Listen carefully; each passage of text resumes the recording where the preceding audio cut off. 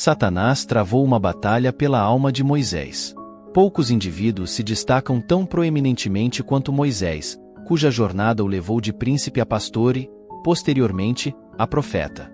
Desafiando impérios, liderando uma nação e sendo o mediador da lei divina que influenciou civilizações, Moisés emergiu de um mundo onde cada respiração era um desafio à autoridade estabelecida. Salvo da morte certa pelos mesmos que buscavam sua destruição, sua história transcende simplesmente a libertação e a legislação, mergulhando em mistérios profundos. Os dias de Moisés foram marcados pelo extraordinário, desde sua vida até sua partida deste mundo. De acordo com Deuteronômio, ele viveu até os 120 anos, mantendo sua vitalidade e vigor até o fim, com olhos sem enfraquecer e força inabalada. Contudo, o mistério que envolve seu lugar de sepultamento permanece até os dias atuais, assim como sua vida começou em segredo. Quem era esse homem? Moisés? Sua vida e morte são entrelaçadas com enigmas.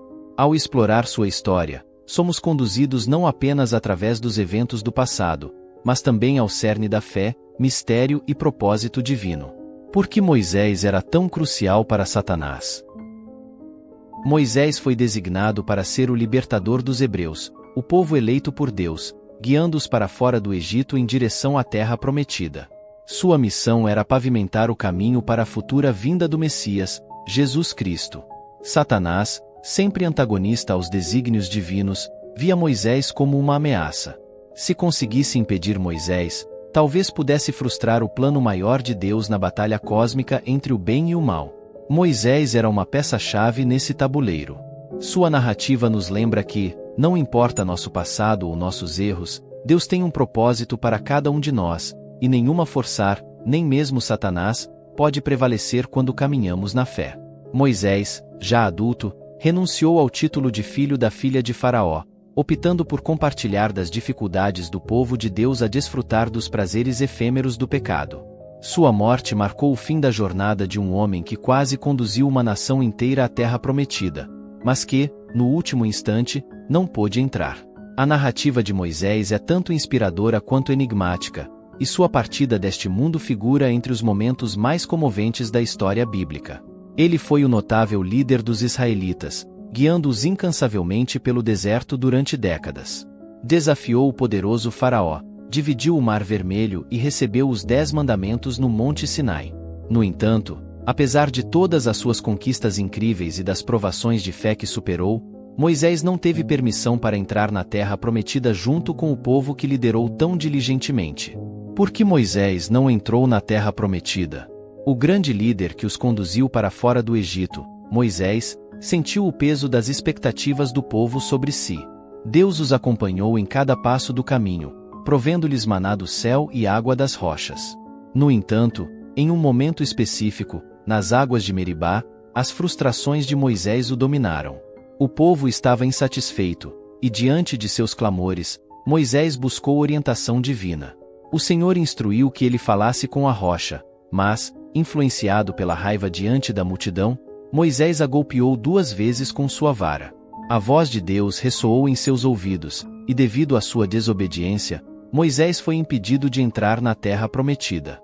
Nas planícies de Moabe, com o vale do Jordão estendendo-se diante dele, Moisés subiu ao Monte Nebo. Lá, Deus revelou a ele a vastidão da terra prometida, uma terra que fluía com leite e mel, um lugar almejado pelos israelitas por gerações. Moisés, com seus próprios olhos, contemplou a beleza daquela terra, mas também compreendeu que jamais a pisaria. A Bíblia relata: Moisés, servo do Senhor, morreu ali na terra de Moabe, conforme a palavra do Senhor. Ele o sepultou no vale, na terra de Moabe, em frente a Bet-peor, e ninguém sabe até hoje onde está sua sepultura. Nos momentos finais de Moisés, Deus mesmo cuidou dele, evidenciando o vínculo especial que compartilhavam. O aspecto mais intrigante é o seu sepultamento.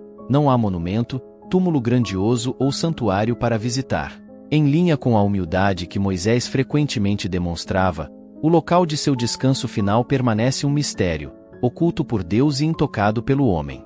A localização de sua sepultura continua sendo um dos enigmas não resolvidos da Bíblia. Após a morte de Moisés, uma disputa surgiu sobre seu corpo. Satanás, o adversário, viu uma oportunidade. Ele se aproximou do local onde o corpo jazia, buscando instigar os fiéis. Este evento evoca diversos eventos e personagens do Antigo Testamento. Entre essas narrativas envolventes, há uma passagem particularmente misteriosa mencionada na Epístola de Judas. Mas o arcanjo Miguel, quando contendia com o diabo e disputava a respeito do corpo de Moisés, não ousou pronunciar juízo de maldição contra ele, mas disse: "O Senhor te repreenda." Embora as razões exatas pelas quais Satanás disputaria pelo corpo de Moisés permaneçam desconhecidas, algumas interpretações podem ser ponderadas. Satanás, sempre em oposição aos desígnios divinos, poderia ter buscado profanar o corpo de Moisés. Ao fazê-lo, não apenas desonraria o legado do grande profeta, mas também ultrajaria o próprio Deus. Profanar o que era sagrado para Deus representaria uma vitória simbólica para a idolatria. Moisés era reverenciado pelos israelitas, e Satanás, astuto como é, pode ter visto o potencial de transformar o corpo de Moisés em um objeto de adoração. Induzindo os israelitas a reverenciar o corpo de Moisés como um objeto divino, ele os desviaria da verdadeira adoração, afastando seus corações de Deus e os levando a idolatrar um simples objeto em vez do Todo-Poderoso. Contudo, as intenções de Satanás não passaram sem desafio. O arcanjo Miguel, um guerreiro poderoso de Deus e defensor dos justos, interveio em defesa do corpo de Moisés. Mesmo diante de um adversário tão formidável, Miguel não recorreu a maldições ou argumentos mesquinhos. Em vez disso, ele respondeu com uma declaração poderosa que destacava a autoridade suprema de Deus.